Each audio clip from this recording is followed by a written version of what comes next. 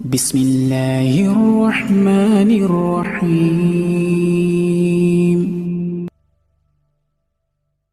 Maka aku tidak pernah cari surga, karena kalau cari surga dapat, tapi Allah belum tentu dapat. Tapi kalau aku cari Allah, pasti dapat Allah, pasti dapat surga. Jadi ngapain cari surga itu loh? Ngapain ulama-ulama itu ngiming-ngimingi surga neraka, surga neraka? Ngapain repot nambah-nambahi file? Itu kamu digoda sama Allah. Supaya coba dia fokus nggak sama aku. Kan gitu kan? Coba itu kayak wanita yang pakai make up. Kan gitu kan? Akhirnya laki-laki terpesona kepada make upnya, lupa kepada intinya.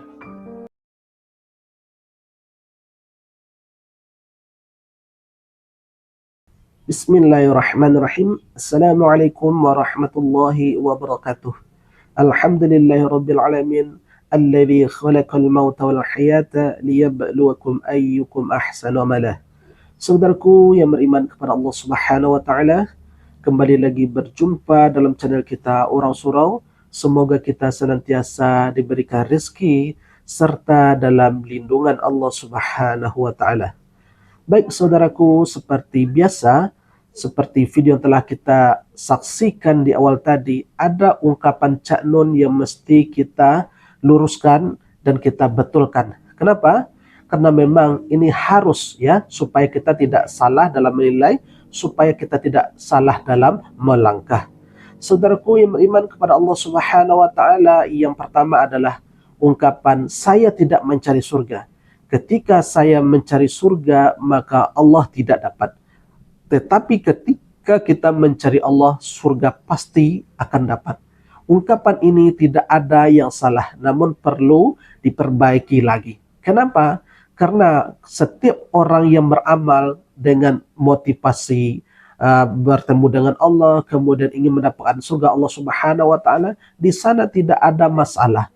Ketika ada seorang beramal untuk mengharapkan wajah Allah, tok murni karena Allah Subhanahu wa taala, ini adalah ibadah yang tertinggi dan yang terbaik. Namun tidak ada celah pula ketika ada orang yang beramal untuk mengharapkan surga Allah Subhanahu wa taala, ini tidak ada celah. Kenapa? Karena Allah sendiri yang menjanjikan bagi mereka yang beriman dan beramal soleh, bagi mereka surganya Allah Subhanahu wa taala. Jadi ketika mendapatkan mengejar surga, bonusnya juga adalah bisa melihat Allah Subhanahu wa taala. Ketika ada orang yang beramal untuk mengejar Allah, toh bonusnya pun akan mendapatkan surga. Jadi keduanya sama saja. Seperti apa yang disampaikan oleh Allah Subhanahu wa taala dalam surah Al-Qiyamah ayat 2, ayat 23 dan 24. A'udzu billahi minasyaitonir rajim. Bismillahirrahmanirrahim. Wujuhun yawma idzin nadhirah ila rabbiha nazirah. Ketika itu wajah orang mukmin itu berseri-seri dan mereka memandang wajah Tuhannya, memandang kepada Tuhannya. Hal ini diperjelaskan oleh Rasulullah SAW. Innakum satarawna rabbakum kama tarawna hadzal qamar la tadammuna fi ru'yatihi. Sesungguhnya kamu melihat Tuhanmu kelak di dalam surga sebagaimana kamu menyaksikan bulan ini. Kamu tidak merasa silau dalam melihatnya, tidak merasa kepayahan dalam melihatnya. Inilah yang disampaikan oleh Rasulullah SAW. Jadi orang mukmin kelak itu akan melihat wajah Allah sebagaimana mereka tidak merasa ada rintangan dan halangan dalam melihat ketika dia melihat bulan purnama. Tidak ada rasa silau, tidak ada rasa kepanasan. Begitu jelas terang benderangnya kelak mereka bisa melihat wajah Allah Subhanahu wa taala di dalam surga. Jadi sekali lagi yang perlu kita gariskan supaya kita bisa mengambil kesimpulan bahwa ketika ada orang yang beramal murni untuk mengharapkan wajah Allah, maka ini adalah ibadah yang terbaik. Namun ketika ada hamba Allah yang beramal ingin mendapatkan janji Allah berupa surga, pun tidak ada celah di sana. Ini yang pertama. Kemudian yang kedua, ada ucapan dari Cak Nur, ngapain mencari surga? Ingin kita sampaikan, kalau mengapain mencari surga dengan makna hakiki, yakni mencari surga di dunia ini, maka kita tidak akan pernah mendapatkannya. Namun ketika seorang mencari surga berharap mendapatkan surga, meminta surga, maka hal ini justru dianjurkan dalam agama.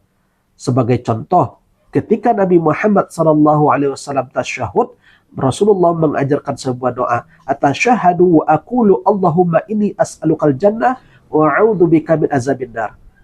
Ketika aku tasyahud, kata Rasulullah SAW, maka aku mengucapkan, ya Allah, berilah aku surga dan jauhkanlah aku dari neraka. Ini adalah doa Rasulullah SAW yang diajarkan kepada umatnya.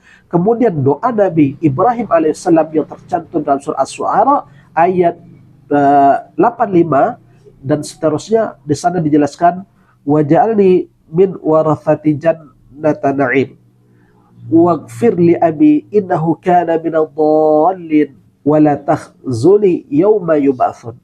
Jadikanlah aku sebagai pewaris jannah, surga yang penuh kenikmatan, kata Nabi Ibrahim alaihissalam, dan ampunilah bapakku, sesungguhnya bapakku berada dalam kesesatan, dan jangan engkau jadikan aku bersedih di hari pembalasan, di hari kebangkitan. Ini adalah doa dari Nabi Ibrahim alaihissalam. Nabi Muhammad meminta doa agar didapatkan surga, kemudian juga Nabi Ibrahim berdoa supaya diwarisi surga. Jadi ini adalah kebiasaan para nabi, orang-orang soleh, dan wali-wali Allah Subhanahu wa Ta'ala. Dan ingat satu hal lagi, bahkan ciri-ciri orang hamba Allah yang penyayang itu adalah diantaranya berdoa agar mereka itu dihindarkan dari neraka.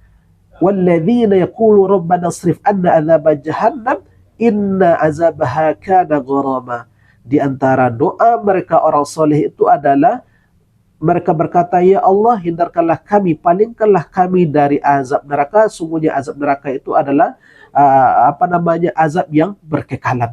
Justru ini adalah doa orang-orang yang soleh, tercantum di dalam surah Al-Furqan ayat 65. Jadi ini adalah kebiasaan para nabi, para orang-orang soleh, sehingga Ibnu Taimiyah menyimpulkan bahwasanya talabul jannati wal isti'azati minan nar tariqu min anbiya'illahi wa rasulihi wa jamil awliyaih.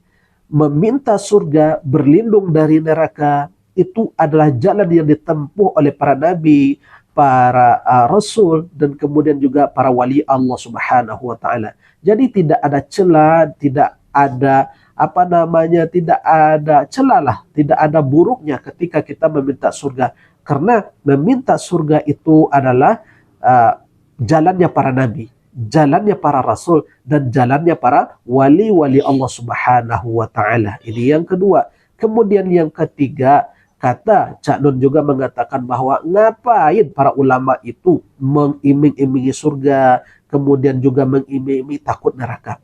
Ingin kita sampaikan, yang mengimingi surga itu adalah Allah Subhanahu wa Ta'ala, dan yang mengancam orang-orang yang ingkar kepada Allah Subhanahu wa Ta'ala, Allah juga. Seperti yang Allah sampaikan di dalam surat Al-Baqarah ayat 119, A'udzu billahi minasyaitonir rajim.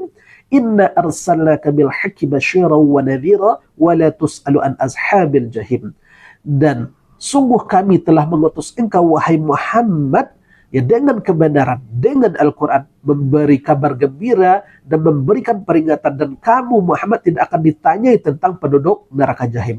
Apa itu kabar gembira? Ya, kabar gembira bagi orang yang beriman dan beramal soleh itu dengan surganya Allah Subhanahu wa Ta'ala. Innal ladzina amanu wa amilus solihati lahum jannatun tajri min tahtihal anhar. Bagi mereka yang beriman dan beramal soleh, bagi mereka itu ada surga-surga yang mengalir di bawahnya sungai-sungai. Sementara peringatan dari Allah Subhanahu wa Ta'ala berupa azab neraka itu juga adalah firman Allah Subhanahu wa Ta'ala. Innal ladzina kafaru bi ayatina sawfa nuslihim nara kullama nadijat juluduhum baddalnahum juludan ghayraha liyadhuqul 'adzab innallaha kana 'azizan hakima. Sesungguhnya orang-orang yang kafir dengan ayat-ayat kami, kata Allah, kami akan masukkan mereka ke dalam neraka. Setiap kulit mereka itu hangus terbakar, kata Allah, maka akan kami ganti dengan kulit yang lain supaya mereka merasakan azab. Sesungguhnya Allah Maha Perkasa lagi Maha Bijaksana. Ini adalah ancaman Allah Subhanahu wa Ta'ala kepada mereka yang ingkar, kepada mereka yang kafir kepada ayat-ayat Allah Subhanahu wa Ta'ala. Jadi yang mengiming-imingi surga itu bukanlah ulama.